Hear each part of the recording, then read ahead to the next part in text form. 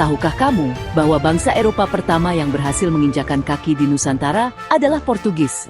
Ya, kisah ini dimulai pada akhir abad ke-15, ketika bangsa Eropa terutama Portugis berlomba-lomba mencari jalur laut baru ke timur demi satu hal rempah-rempah.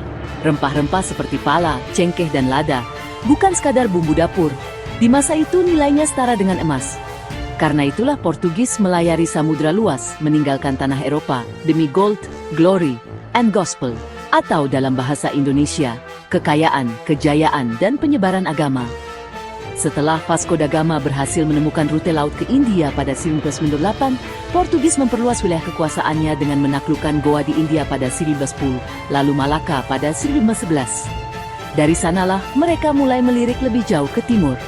Pada tahun 1512, armada Portugis di bawah pimpinan Antonio de Abreu dan Francisco Serrão melanjutkan ekspedisi ke Kepulauan Maluku, sumber utama cengkeh dunia. Mereka berhasil mencapai Ternate, salah satu kerajaan kuat di Maluku, dan mulai menjalin hubungan dagang sealiansi politik. Namun, kedatangan Portugis tidak hanya membawa perdagangan. Mereka juga membawa misi penyebaran agama Katolik dan ambisi kekuasaan. Mereka membangun benteng-benteng seperti Benteng São João di Ternate untuk melindungi kepentingan dagang sekaligus memperkuat dominasi.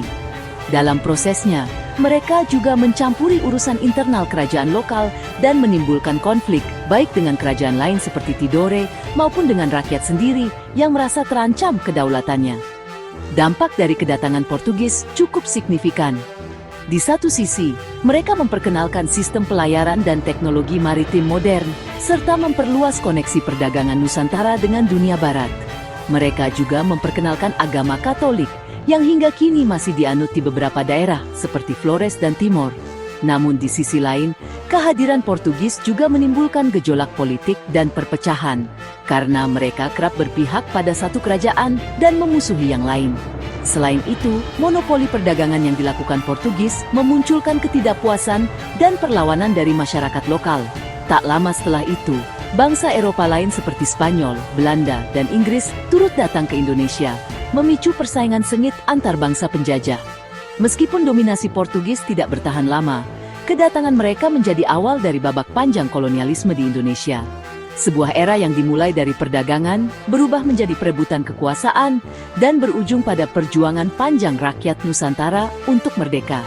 Jadi, mengapa Portugis datang ke Indonesia? Jawabannya sederhana, namun mendalam, demi rempah-rempah yang sangat berharga, demi menyebarkan keyakinan, dan demi memperluas kekuasaan.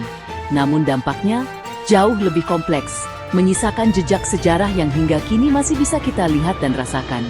Dari benteng tua di Ternate hingga tradisi Katolik di Nusa Tenggara Timur, semuanya bermula dari kedatangan bangsa Portugis lebih dari 5 abad yang lalu. Jika kamu suka dengan video ini, jangan lupa like, comment, share, dan subscribe agar tidak ketinggalan video pembahasan menarik lainnya.